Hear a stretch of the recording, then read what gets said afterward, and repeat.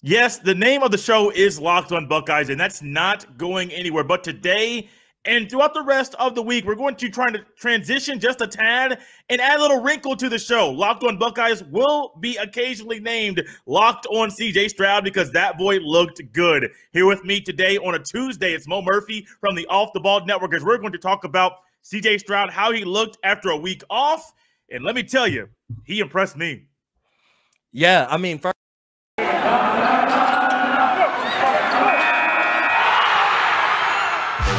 You are Locked on Buckeyes, your daily podcast on the Ohio State Buckeyes.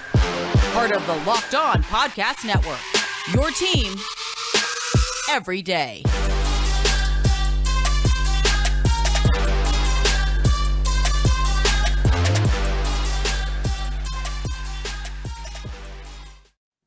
What is up, Buckeye fans? Welcome back to another episode of Locked on Buckeyes, part of Locked On Podcast Network. I'm your host, Jay Stevens, also the host of the Jay Stevens Podcast. And today's episode is brought to you by Rock Auto. Amazing selection, reliably low prices, all the parts your car will ever need. Visit rockauto.com and tell them Locked On sent you. It is Tuesday, October the 5th in the year 2021. You saw this man early in the beginning intro of the show. If you're watching on YouTube, and he is here once again, it's Mo Murphy. So excited to talk about CJ Stroud from the Off the Ball Network. Mo, how you doing, man? That boy Stroud definitely looks good.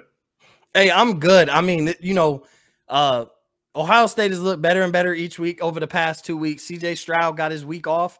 I was definitely excited to be able to talk about, especially my love for quarterbacks, to actually be able to talk about CJ Stroud and in a positive light, because you and me went a little hard. We were a little tough on the kid the last time you and me talked. We were tough. We were hard, but I think that was criticism. It was criticism that I think needed to be said. And one thing I love about Mo, he is not afraid to just let you know how he is feeling. Guys, before we get any further, I want to thank all of you for making Locked on Buckeyes your first listen of every single day. Mo, with that week off that CJ Stroud had, I personally think that he heard some of the criticism. He probably heard some of the boo birds, some of the boos that were actually in the stadium, I believe the last time he was on the field. And he realized, one, I'm not healthy. Two, the coaches realized we have to help him, protect him from himself. And three, I firmly think that young man got in the film room with Corey Dennis, QB coach, Ryan Day, head coach, Kevin Wilson, offensive coordinator, and worked out some of the kinks. They also somewhat opened up the playbook, and that was a lot of what helped CJ Stroud in this game. That boy looked smooth. He looked comfortable, and that week off did his body a lot of good. That's the biggest thing. That's the key word to everything you said is comfortable. He looked comfortable. His shoulder looked great. He wasn't, he grabbed his shoulder starting in week one. He was grabbing his shoulder at some point during the game. And yeah, to me, the way he looked against Rutgers, it was a lot more serious than we thought. It was holding him back. And I know the discount to everybody is, what was against Rutgers? Well, Rutgers actually had a pretty good defense up to this point. Yes, sir. Rutgers isn't the bad college football team that we're accustomedly used to. Greg Schiano has turned around that program. But even still, sometimes it's not about the defenses that you play. It's the throws that are made. It's deeper than that. Sometimes when you focus on how good a quarterback looks, you're not even looking at the defense. You're watching his mannerisms in the pocket. You're watching his windup when he throws the ball.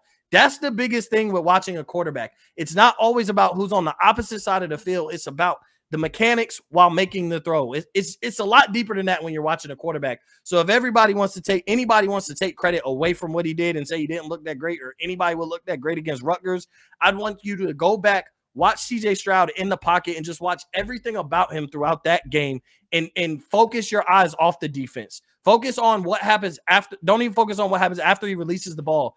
Just focus on everything he did in the pocket, and I think you'll be amazed and really see a true difference and how comfortable he was in that pocket.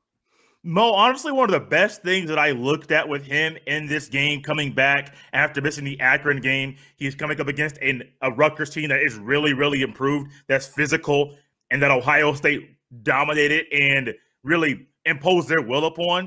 Stroud kept his eyes downfield. And now I believe it was a play. He's rolling out right, scrambling. Everybody was kind of locked up. He didn't really know where to go with the ball because he couldn't figure out because everybody was locked up and they were guarded.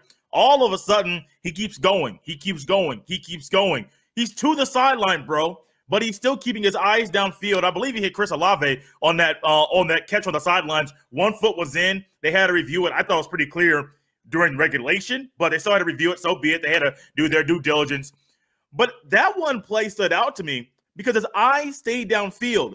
We're talking off air about Matt Corral and Bryce Young and DJU and all these other quarterbacks in college football. One of the tough things about teaching a young quarterback is teaching him and helping him learn how to keep his eyes downfield when things aren't the way that he thinks they should be. When everybody's locked up and the defense is doing their job, secondary is doing their job, don't just run. Keep your eyes downfield. And that play speaks volumes about the growth in a very short time from CJ Stroud right now at this point in the season. Yeah, I definitely, it's crazy to think about that play because we saw the same play. And actually, I think everything that you said about what made that play look great, except the throw. Was the one throw that I would pick apart that I was like, if you were impressed, it was an impressive catch. Everything leading up to him throwing the ball was amazing. Like you said, looking down the field, focus down the field. But it took a Chris Olave to ultimately have that catch completed. But everything else prior to that is what you want a quarterback to do. And not every throw is going to be 100% accurate, or every quarterback would never incomplete a pass unless a receiver dropped a pass. So, sometimes moving on the run like he did, it makes it tougher to make those throws. But like you said, I mean, God, Stroud was just amazing. And as critical as we were early on, like you said, it was definitely like real criticism. It wasn't just hating Stroud and ready for him to get out of there. It was like real analysis. But now is like the question with Stroud isn't how good is he, it's how good can he be?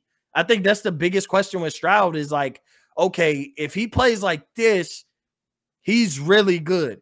But like, is this his best form? Was against Rutgers, which if he could keep up that play consistently, he will be perfectly fine to be the quarterback for Ohio State. But like, is there another level of CJ Stroud outside of this? Is he going to get better? And if that's the case, I mean, that goes right back to this Ohio State offense will be super scary towards the end of the season. And I think with some of the big time opponents they have coming up, like, I think CJ Stroud and his progression could be a key of people focusing on Ohio State in that final playoff spot later on. And I think it'll be the difference in the first 4 games, how CJ Stroud played and how he plays at the final, from here to the Big Ten championship. If he plays great, I think that'll be the reason, a big reason. They'll never say it's because of the quarterback. But CJ Stroud's great play would be the reason why the Buckeyes ultimately could end up in the college football playoffs if they win on out. We are here with Mo Murphy from the Off the Ball Network. This is Locked On CJ Stroud for the day. Locked On CJ Stroud. Mo, you mentioned something, and it's the throw you mentioned. The throw in that play. There was another throw throughout the game, right side of the field. I think they were on the right hash or closer to the right hash at that time. CJ Stroud, just a simple 3 or 5 step drop. Nothing crazy, nothing deep. Jackson Smith-Njigba is the receiver on this play. Nothing crazy, nothing with him. He beats his man off the line of scrimmage, gets over top of the defender. So Jackson Smith-Njigba is over top. The defender is underneath and really is not in a good position to stop a receiver like this or any receiver. Next thing you know, Stroud drops that ball right in the bucket. Now, I know we always talk about how quarterbacks need to drop the ball in the bucket. We say your Peyton Mannings and your Tom Brady's and your Brett Favre's and Drew Brees, like, you want those guys to make the pinpoint passes. Those quarterbacks, Brady and Manning, Peyton Manning, that is, not Eli, it's a different story. Though they're very, very big on timing. They're very, very big on the route, the timing. You press man, cover 2, whatever it is. You're going to beat you out the line of scrimmage. Get his hands down. You're going to run your route. You're going to turn it this time. The ball will be out before you turn, so that whenever you turn, the ball's right there. And it's timing. With Stroud right here, it didn't seem like it was so much a timing throw. It was just a play where he is a quarterback that can drop that ball in the bucket. And I think that throw there down the road will scare certain defenses. It's like, wait, so he's going to keep his eyes downfield. Even a bad throw to Chris Olave. Olave makes an amazing catch with 2 defenders right there on him. Toe taps, moving the chains. At the same time, a simple 3-step, 5-step drop, the O-line, they do their job, and then he drops the ball in the bucket to the 3rd receiver. This is going to be kind of scary because if he's doing this after 1 week, the Maryland defense, the secondary, I'm not really too worried about. They let Spencer Petras tear them apart, and he's nowhere close to being the quarterback that CJ Stroud is. So I'm really curious, man. That throw right there. Not sure if you remember that throw very well to Jackson Smith and Jigba, but that throw, man, in the moment, even now, I'm amazed that he's making that throw in the game, in the moment, and it looks so smooth. It's almost like we're the same brain watching the same game. Because, like, we get impressed with the same things. Like, we watch it in the same sense. I remember exactly what play you're talking about because I remember I was on the phone with my pops watching the game, and boom, and I was like, did you just see that? Like, he was like, yeah, no. I'm talking about what CJ Stroud just did. Something so simple, looked so amazing. We're impressed by Aaron Rodgers and his crazy throws and Patrick Mahomes on Sundays. And then we want to see the Spencer Rattler. We want to talk about arm talent and the guys just sling it off their back foot. But something so simple was beautiful. And sometimes simple is beautiful. That's what makes it beautiful because we find entertainment in all the extravagant stuff that sometimes you just like to see the basics. The basics looks beautiful because you're like, it still exists. And that's what existed in that throw. And everybody talks about timing, but sometimes it's CJ Stroud sat back and you could tell they practiced that all the time. Yes, sir. When you go to your third option on a 3 or 5 step drop like that, like, you know, you're not looking for much. Like, sometimes you practice that and your third option is really your first. Like, you know the guy that you want to go to, but as soon as that's taken away, you're expecting something else, which typically means in the play, if you really go deeper into the play, which I'd have to go back and look at, but if you go deep, that means the second option actually did something to take the safety's eyes off of your third option so that now the only thing that you're evaluating is who's covering Jackson Smith and can he beat him off the line. That's it. That's what it turned out to be. And so Stroud, boom, boom, boom, and lets it go. So yeah, it's a timing thing, but like, it is one of those, like, there's a lot that probably went on in that play that people aren't noticing to take as once that safety got over, CJ Stroud knows this guy can't guard Jackson Smith. I know he's going to be past him over the top as long as that safety's gone. And he looks at his first option. He's not there. He looks to make sure the second option did what he was supposed to do with the safety. So it's really quick. Boom, boom. All right, let it go. And essentially that's what he did. And it was beautiful. I mean, and then, you know, him and Jackson Smith look like between this year and next year, they look like a scary connection. I mean, we got some talent replacing our guys who are going to go to the NFL, but with CJ Stroud having this type of connection with Jackson Smith, and then he makes some plays, you know, in the past with Julian Fleming, like, there's a lot of things that we have some young receivers that we're going to have the next couple of years. So to see that connection with him and Jackson Smith, I think is very important because that's probably going to be the quarterback wide receiver duo to take over the world next year once Olave and Wilson leave. You know, one thing I love about Mo Murphy, guys, and I mentioned this to Mo off air, says this isn't anything new to Mo. I love that Mo uses his eyes to tell him what's happening on the field. And that could be why Mo and I are very similar in how we analyze and how we view the game. We don't need the numbers. Y'all can have the numbers and analytics and deep dives and all that stuff. Let our eyes tell us what's going on the field. And it's very evident once again that Mo's eyes are showing him what Stroud is doing good and how he has improved in just 1 week off. And Mo, we got Maryland right now, a week off, and then Indiana and Penn State. I'm kind of curious what you think about how he'll look after another week off and then going to an Indiana team that has a good secondary. Their offense isn't much, but has a good secondary. And then Penn State, who's the top 5 team in the country. I'm not really concerned. Like I think he's going to be right where he needed to be against Penn State. I don't want to overlook Indiana, but I just don't think they have. Last year was kind of flukish to me or whatever, and I just don't think they have the talent. I mean, I really don't think any team in the Big Ten, now that we're rolling, we got shocked. The world shocked us. Our weaknesses got exposed early against Oregon, and we fixed them since then. Every game has been about fixing what Oregon had exposed, and that's what happens. You played another really good team, and you know Oregon lost, whatever. That's a whole nother conversation. But Oregon exposed Ohio State and their weaknesses, and Oregon's strengths were Ohio State's weaknesses. Now we've patched those up. We've gotten our quarterback feeling himself. He's very confident in the pocket. I don't care if he's silent off the field. He looks like a leader on the field. We've heard that from his receivers. They're excited about what he does on the field and in practice, and he's confident on the field in those 60 minutes of play. I think, like you said, what we saw from Iowa's quarterback, CJ Stroud is going to do the same thing. I mean, sir. Yes, sir. And the way our defense played, I expect we're going to be able to cause turnovers the same way Iowa did. So I think we're going to get a lot of opportunities to score. And I think CJ Stroud will capitalize on a lot. I think a very similar game to Rutgers, at least on his side of production, will be. And I think against Indiana, it'd be the same way. And I think we'll be going into that game with a vengeance. I think offensively, we won't hold back. I think if it is a blowout, I think CJ Stroud will probably play a lot longer. And because Ryan Day, Urban Meyer, it's the same type of mentality. If we blow Maryland out, we'll be getting ready. Part of it of keeping them in is to get ready for Indiana. If we start blowing Indiana out, part of keeping him in longer than you think is because you got Penn State next week. You don't, you'll play the first half and sit. You still have to, sometimes they run their game plan for the next week in that game, and people don't even realize it. Like, there's a couple plays we want to go over, get the kinks out in live action, and we'll go back over this in practice, but this is solely to focus on what we're facing next at Penn State. And you never look past the game, but once you get to a certain point, the game's over. Now you're looking on to the next game and how can you be better? And what better than to work out some kinks than in live action? But I think CJ Stroud, if that week off was all he needed for his shoulder to heal, and this is about as healthy as he's going to be, I think CJ Stroud looks scary. And, I'm going to keep emphasizing CJ Stroud could be the key. If Ohio State wins out, CJ Stroud and the progression of him could be the key while the committee looks at Ohio State and says, that is one of the 4 best teams in the country. They're one-loss Big Ten champs. They got exposed early. They bounced back, and they have one of the best quarterbacks in the country, because having that on your side, when the committee sits in the room and talks about entertainment, who's the 4 best teams, having one of the 4 best quarterbacks in the country is something to be on your side. And if CJ Stroud continues, he'll be in that conversation. He may not make the Heisman.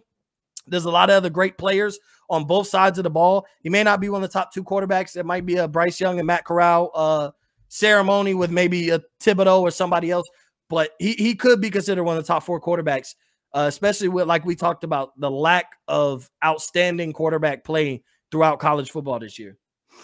We're here with Mo Murphy here on Locked On Buckeyes. Mo's from the Off the Ball Network. This is Locked On CJ Stroud for the day. Mo, I'm curious about something, because we noticed about a week ago, last week's game, and then the Wednesday before, there was one linebacker that went into the transfer portal on a Wednesday. The game that happened a few days later, Kayvon Pope blew up on the sidelines, went into the transfer portal the very next day. And I was curious about how the team was going to bounce back, or how they would rebound, or how they would react to losing 2 senior linebackers. Now, they weren't starters. They weren't getting very much playing time, not the playing time they expected to get. But when you have 2 guys like that, one was visibly and audibly a cancer, possibly a cancer. We don't know for sure, not inside the locker room, but possibly a cancer. Dallas Gant could have easily been a guy that was like, look, I'm a little upset. He could have been voicing his frustration inside the locker room. We saw focus from this Ohio State team last week that I hadn't seen the previous 4 games. And that focus was all over CJ Stroud's face. Even in warm-ups, I know you follow Dan Hope on Twitter.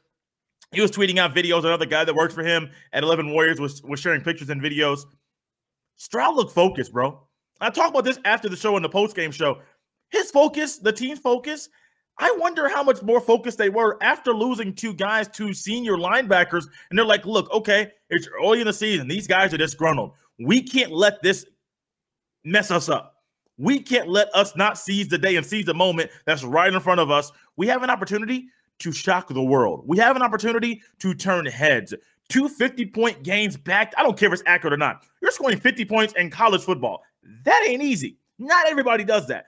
So you're doing this on back-to-back weeks, and I think the focus of Stroud in this game, bro, I wonder how much losing 2 guys impacted his focus and impacted how crisp he wanted to be on the field, because he could use that as added motivation. I know what I did previously. I know losing these 2 guys, we got to make sure nobody in this stadium realizes we just lost 2 guys because we're playing so well. This is all they're talking about.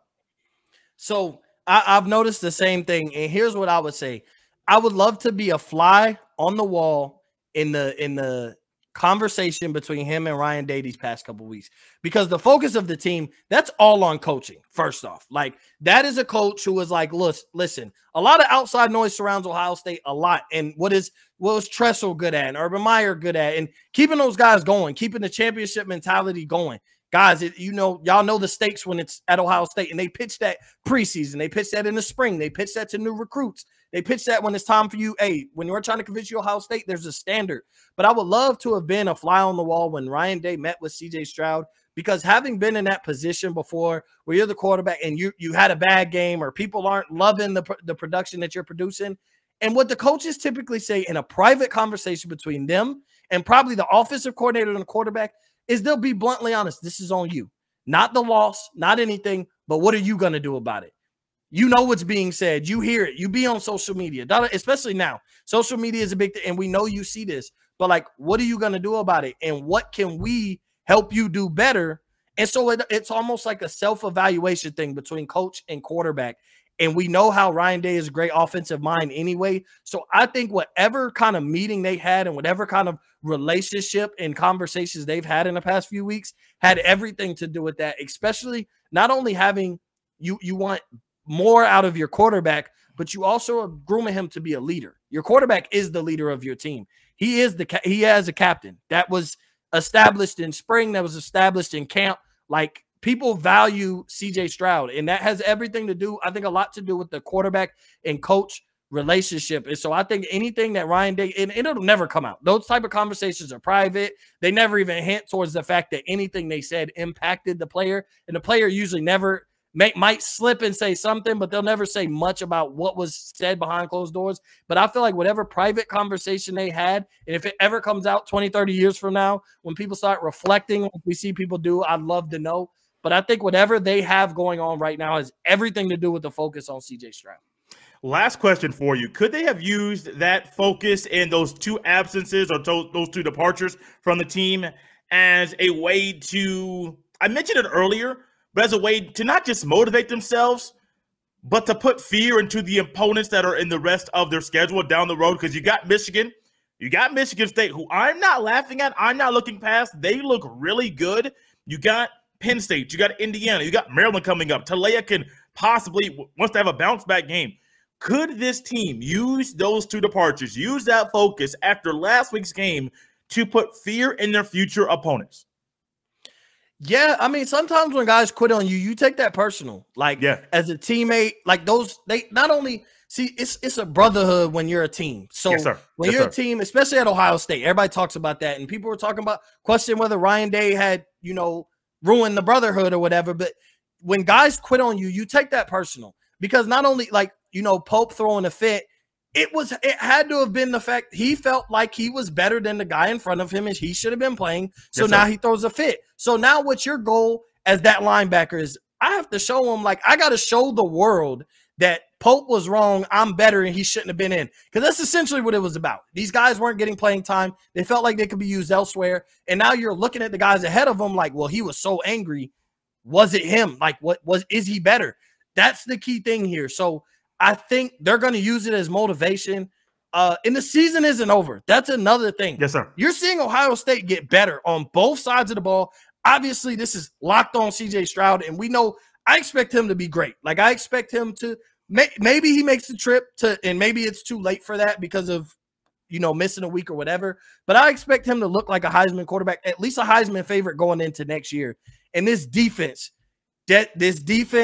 they've lost two, and we're seeing Denzel Burke be the second coming of whatever dominant cornerback you want to name that we had at Ohio State, from Garyon Conley to Denzel Ward to Marshawn Lattimore to Eli Apple, Arnett, you name them. That's what Denzel Burke looks like. Cameron Martinez looks the same way. Brown looks like our secondary, who last year was atrocious. And we thought was going to be another bad secondary with the hope that Denzel Burke finally finds his way after this year and becomes the next lockdown corner. They're that. He had a pick six. We had another pick six the week previous with Cam Martinez. I think this defense is here. And to say that it's very possible that those departures erupted this defense into the way they're playing right now is very possible. Because when guys quit, you start wanting to prove to those guys, this is what you missed out on. Guys were quitting, frustrated. Our season looked over. And sometimes it does. One loss can ruin a college football season. I wrote a piece about that. That's what one loss can do to a locker room. You lose to Oregon. Now you don't control your destiny. Pope, who's a senior, has been there for 4 years. The first time in 4 years, Ohio State really hasn't controlled their own destiny on their way to the playoffs. So now, or even still, it wasn't so close that Ohio State had no chance. Hey, guys now it's like, I want to go to the NFL. Now I'm looking, and it got personal. And I think those guys took it personal. You could tell because the defense is playing outstanding. And I get it. It's not against the greatest opponents. But when I look ahead, there's not many great offenses we're going to see on the road to maybe possibly until we get to the playoffs. And there's really not that many elite offenses that we actually have an opportunity of seeing. There's only about 3 or 4 offenses that I'm like, our defense couldn't take advantage of. But I hate to say it, but none of them reside in the Big Ten. So I think the way CJ Stroud and the way that defense is playing, we know the playmakers everywhere else. It's going to get real scary. And those guys who left, they're going to regret leaving because I think this could turn into something special. Yes, it can. Mo Murphy from the Off the Ball Network is back. Had some good rave reviews from him the first time. The people loved him. He is here with us once again. Mo, if you could let everybody know where they can catch you on Twitter, catch your podcast, and some of the amazing things going on at the Off the Ball Network. Yeah, you can catch me, like it says right here, if you're watching, Mo_Cheese15 on Twitter, and I would say Instagram, but we might not have Instagram or Facebook anymore, so yes, I'm not going to promo that right now. You can find me Up in Flames on Apple Podcasts, Spotify, pretty much anywhere you get your podcast. On Dash Radio every Monday at 11 a.m. Eastern. That's strictly basketball. Throughout the week, I make show appearances and also do my own show. Been doing it with Jeff the past couple of weeks, but covering college football and NFL, just a strictly football show. And appearances throughout the week, everything we got. Overreaction Monday is every Monday. If y'all tune in to See You Sunday every Saturday at 11 a.m. Eastern. But yeah, that's everything I got going. Make sure you go to offtheballnetwork.com and check out all the articles and stuff. And our bets on bets, guys, they're actually up. If you would have bet $20 this past weekend on their bets, you'd be up 120. It's that serious over there. Small amount could turn into a big amount with what we got going over there. So definitely check out Off the Ball for everything you need sports related. Mo Murphy, you're here once again. You'll be back here very, very soon. You guys can follow me on Twitter at jstevens07. We will be back Wednesday, Thursday, and Friday leading up to this Saturday's game, 12 noon Eastern kick. I know some of y'all don't like the later kickoffs. 12 noon Eastern on Big Fox as Ohio State faces the Maryland Terrapins. In the meantime, make sure you check out the Locked on Big Ten podcast. Not only my appearances on Mondays, but also throughout the week so you can stay up to date on the Big Ten Football Conference.